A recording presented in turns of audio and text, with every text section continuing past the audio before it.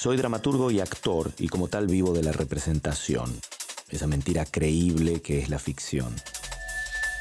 Será por esa razón que me seducen las arquitecturas, tan reales. De manera obsesiva intento rastrear en cada construcción las ideas, o más exactamente, el alma del artista. ¿En qué segmento entre los ladrillos se manifiesta su esencia? Mario Roberto Álvarez vivió casi 100 años y más de 70 se los dedicó a la arquitectura. Hizo casas, edificios, teatros, hospitales, hoteles, un túnel subfluvial, una represa, algunas torres corporativas y más. Cada una de sus obras tiene marcas de la arquitectura moderna y del estilo racionalista de Mario Roberto Álvarez.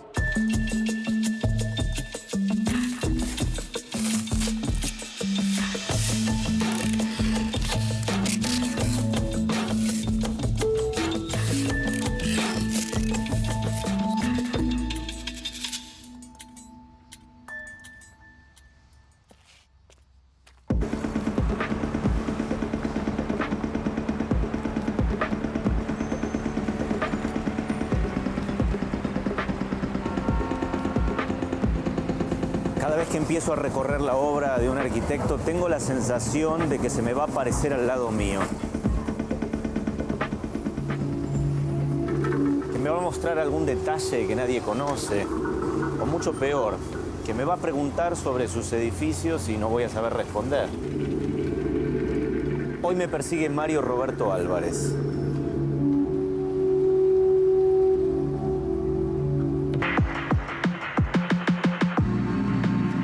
El Teatro General San Martín es una parada obligada en el circuito cultural de la ciudad de Buenos Aires. Aquí adentro pasó y pasa de todo, desde las actuaciones o la danza de los más consagrados hasta las experiencias de la vanguardia. Comenzó a construirse en 1954. Es obra de Mario Roberto Álvarez y de su colega Macedonio Oscar Ruiz. No fue la primera obra de Álvarez, pero sin duda fue el proyecto que le abrió todas las puertas.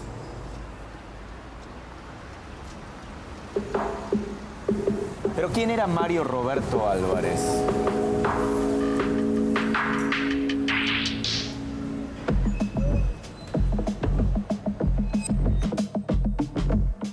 Álvarez nació en la ciudad de Buenos Aires en 1913 y cursó sus estudios secundarios en el Colegio Nacional Buenos Aires, donde ganó una medalla de honor.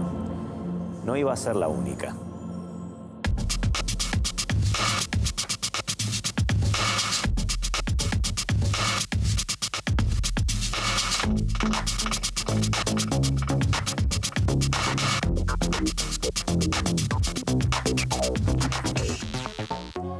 Cuando terminó el colegio secundario ya sabía perfectamente que su vocación era la arquitectura, pero todos a su alrededor le aconsejaban que estudiara alguna otra cosa.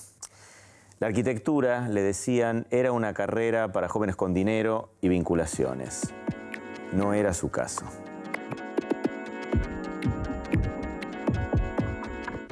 Álvarez contaba que los profesores de su época eran los arquitectos de la vieja guardia, los academicistas, los que se habían quedado en los preceptos de la Escuela de Bellas Artes parisina. En sus años de estudiante, Álvarez conoció la arquitectura moderna a través de las revistas internacionales. Se recibió en 1936 con medalla de oro. Gracias al premio Ader, una distinción que entregaba la Facultad de Ciencias Exactas, Físicas y Naturales a los egresados con los promedios más altos, en 1937 viajó a Europa. Álvarez paseó durante un año por todos esos lugares que antes admiraba de lejos en las revistas. A su vuelta iba a trabajar en la realización de centros de salud ubicados en distintos puntos del país. Hasta que llegó su gran oportunidad y ganó la licitación para construir el Teatro San Martín, que se inauguró el 25 de mayo de 1960. Mucho tiempo después, cuando ya era un arquitecto consagrado y se cumplían 50 años de la apertura del teatro, Mario Roberto Álvarez se paró en algún lugar del complejo, tal vez justo acá, y dijo: no sé si hoy sabría hacerlo mejor.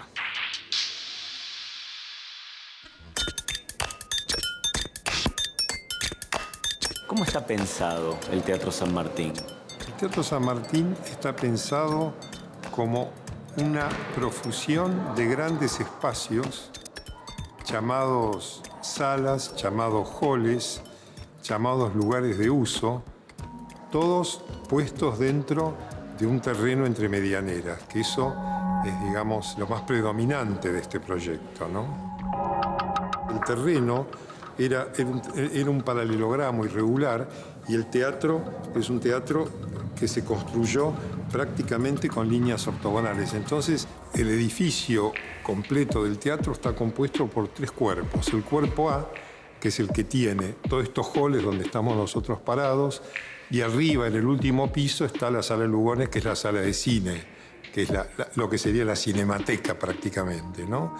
Después tenemos el cuerpo B, que aloja las salas, que eso es lo realmente revolucionario, el hecho de tener una sala y la otra puestas con el espacio de la planta baja entre medio para que no se toquen.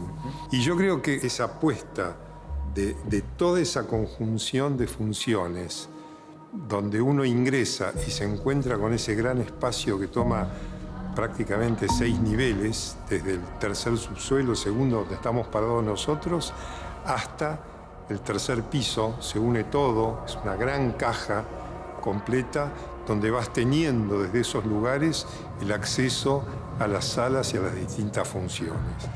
Con una fachada integral vidriada que en el momento en que se hizo el proyecto y en el momento en que se inauguró, se convirtió como en una gran caja vidriada tipo linterna sobre la calle Corrientes, generando desde la calle hacia adentro una plaza pública.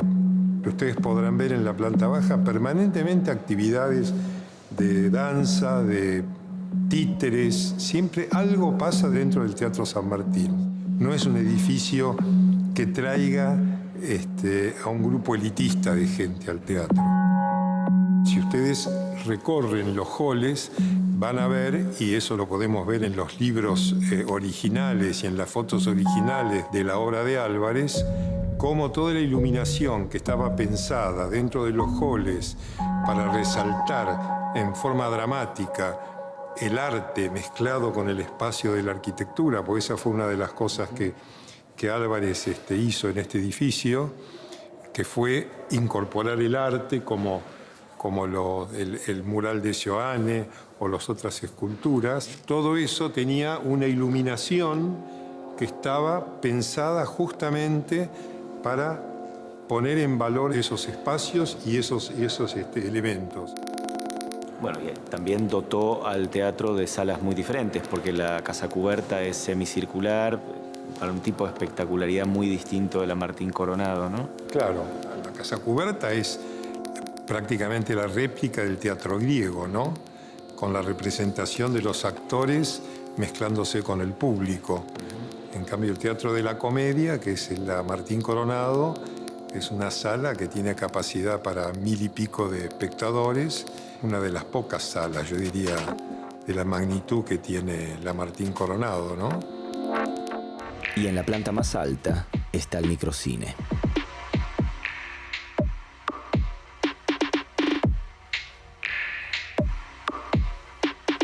La Sala Leopoldo Lugones fue inaugurada recién en 1967.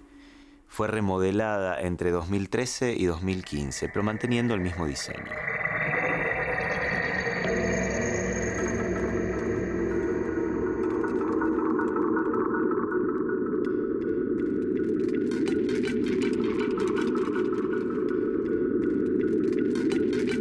Cuando hemos observado otros teatros un poco anteriores, como el Gran Rex de Prebisch, notamos que toda la ilusión de modernidad parece teñida de elementos eclécticos y que, sin embargo, este teatro parece ser modernista puro y duro, ¿no? Sí, yo creo que sí. Yo creo que este teatro retoma, digamos, la vigencia que había en ese momento del movimiento moderno y está todo puesto aquí, ¿no? Podemos encontrar algunos rasgos de cierto clasicismo por la simetría, por las simetrías y todo, pero en realidad es Bueno, el racionalismo también tenía ciertos rasgos de... Este tiene tantos elementos simétricos como asimétricos, ¿no? Y la fachada libre, ¿no? El hecho de que los muros no sean portantes, sino estas gruesas columnas liberaron la fachada como le hubiera gustado a Le Corbusier. Creado grandes espacios libres que con toda la estructura a la vista, cosa que también eso era novedoso. Bueno, toda la calle Corrientes cambió, ¿no?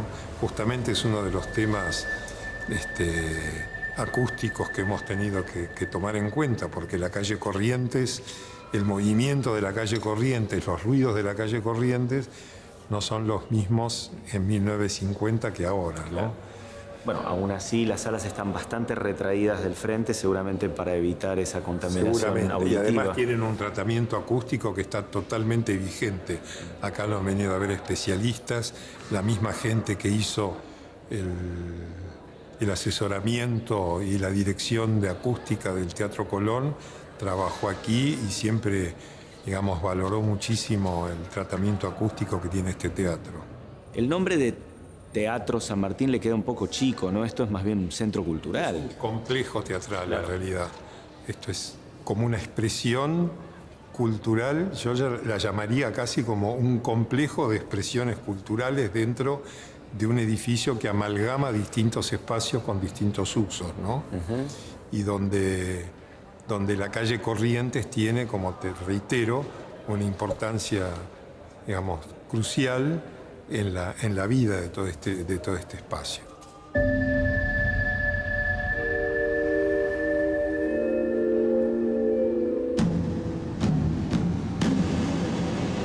Dieciséis años después de iniciada la construcción, en 1970, Álvarez finaliza la segunda parte del proyecto, el Centro Cultural General San Martín, hoy mejor conocido como el Cultural San Martín.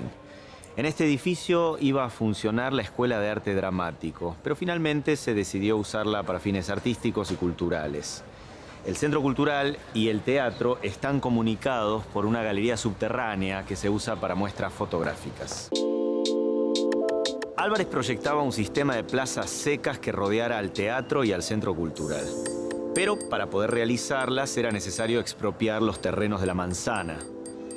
Solo se pudo construir una, aquí en la esquina de Sarmiento y Paraná.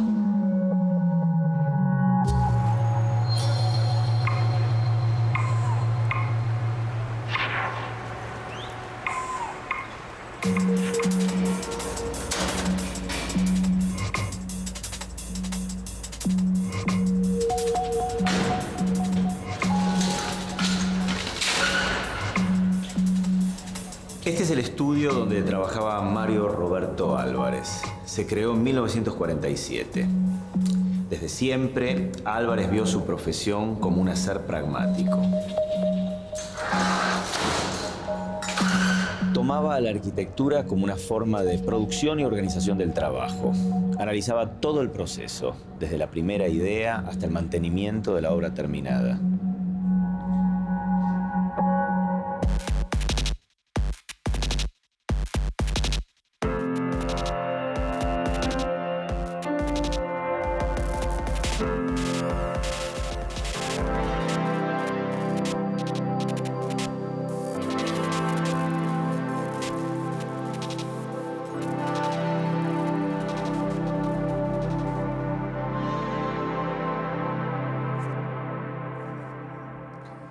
Álvarez seguía los principios del estilo internacional, que comparte las características formales y los adelantos tecnológicos del movimiento moderno.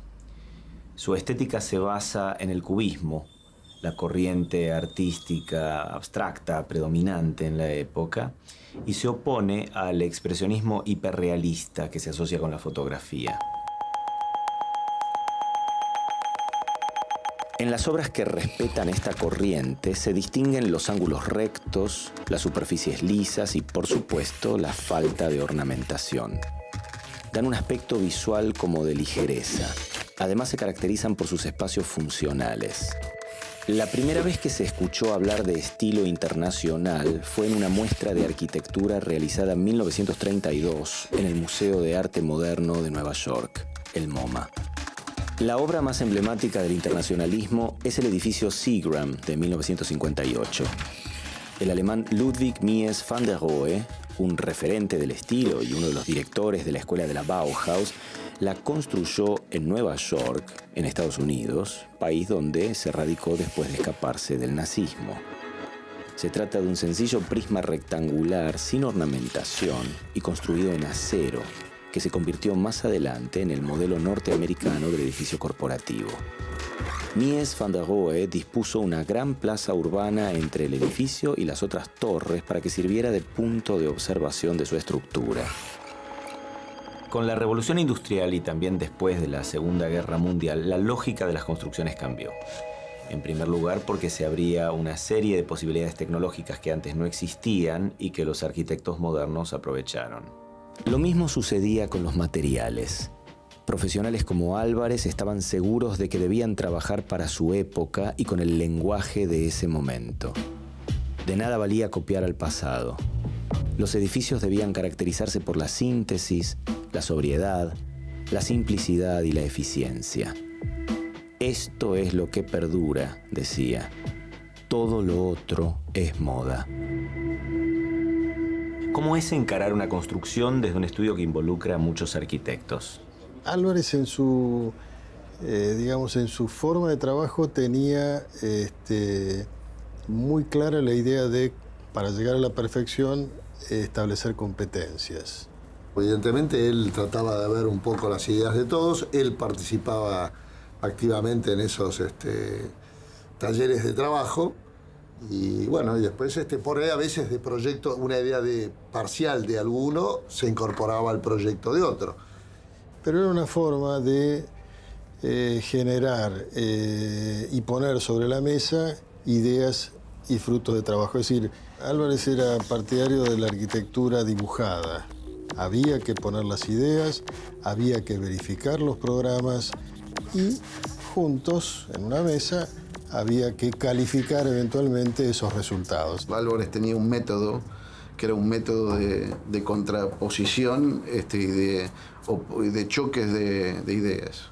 Eso, como decía Hernán, traía choques de ideas, nunca accidentes graves, pero se llegaba a un resultado. ¿Él estaba cerca de la dirección de obra?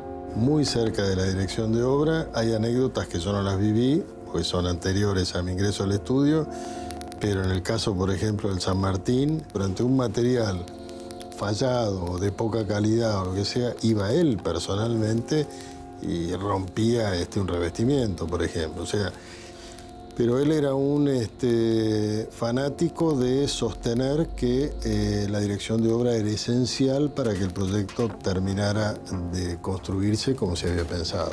Y algo que aprendimos y que es totalmente cierto, que mi padre decía que iba a las obras, los sábados yo era chico y ya recorría, yo lo acompañaba a la mañana a recorrer las obras, pero él decía algo que es muy cierto y lo practicamos. Él decía, quiero ir solo un sábado porque las obras me hablan.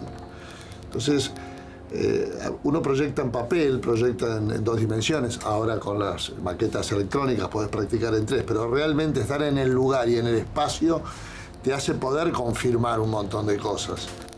¿Álvarez se sentía cómodo con la definición de estilo internacional? Yo creo que, Álvarez era una persona que odiaba los ismos, decía él. Odiaba el que se le pusiera rótulo a las cosas. O sea, racionalismo, modernismo, deconstructivismo, posmodernismo y todos los ismos que quieras. Cuando se lo tilda y se lo tildaba, digamos, de International Style, él tal vez ni se le proponía hacer un edificio International Style. El International Style básicamente es hacer un edificio que es un edificio global. Por ejemplo, el clásico ejemplo es un edificio de oficinas. Es un apilonamiento de pisos con una piel de vidrio. Ese edificio podía estar en Nueva York, en Singapur, en Hong Kong, en Europa o en Buenos Aires. Eso es el International Style. Entonces, Álvarez no era que se proponía hacer International Style, no, era lo que el mundo o el país exigía en esos momentos. Creo que posiblemente el Teatro San Martín puede ser una obra, no sé si la predilecta, pero creo que fue un punto de inflexión en su carrera, ¿no? Y por la complejidad, la dedicación, el tiempo, los años. El proyecto era mucho más ambicioso, era con tratar de los edificios vecinos, tratar de que el gobierno de aquel momento los comprara para hacer todo un parque, para darle otra impronta al edificio. Para todas le ponía el mismo cariño y la misma dedicación. Hay un dicho en arquitectura y Álvarez le aplicaba cuando teníamos un concurso, así nos fuera bien o mal, o teníamos un proyecto y decía, bueno, el mejor proyecto es el que viene. Nunca miraba para atrás, siempre miraba para adelante.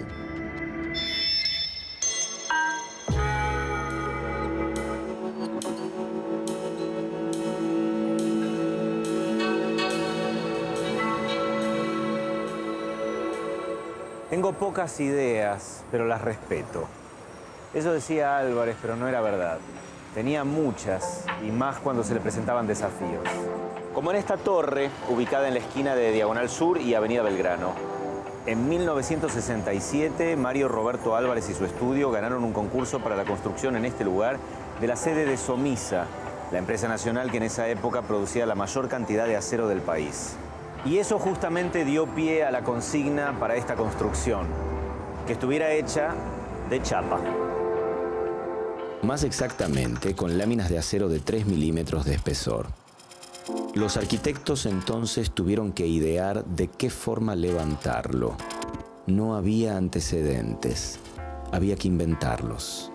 Fue el primer edificio de acero realizado en Latinoamérica y el primero en el mundo que se construyó soldando cada una de sus piezas de metal. En el frente se destacan los ventanales vidriados. ¿Cómo se sostiene toda esta mole?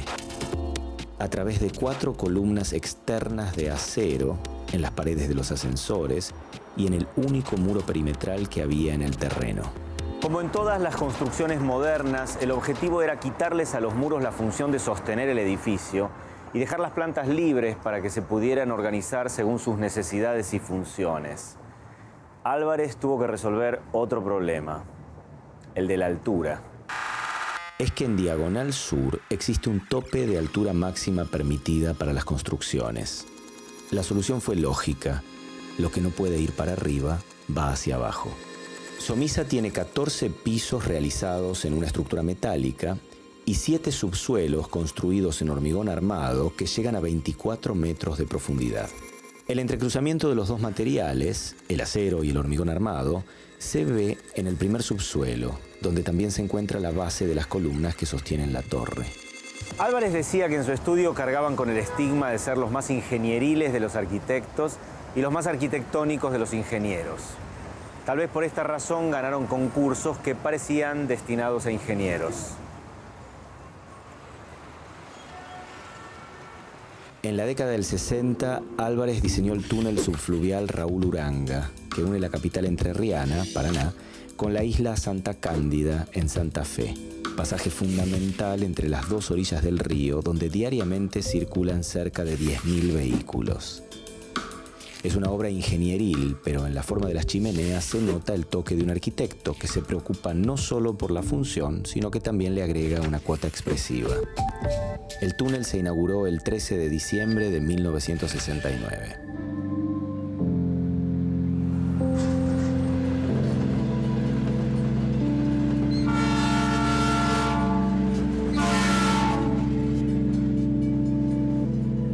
Álvarez también desarrolló el proyecto del puente en Juan B. Justo y la avenida Córdoba en Buenos Aires, que se inauguró en 1967.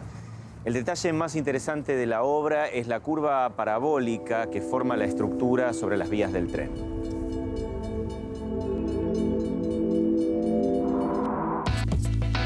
En 1973 comenzó a funcionar la represa binacional Salto Grande sobre el río Uruguay. El objetivo que se propuso Álvarez en este caso fue que la obra hidroeléctrica quedara integrada al paisaje. En los últimos años de oficio, Álvarez puso en práctica todos los principios que formuló y reformuló a lo largo de su carrera, que fue larga. Decía que la obra no debía ser llamativa. que debía funcionar bien y que debía estar construida para durar.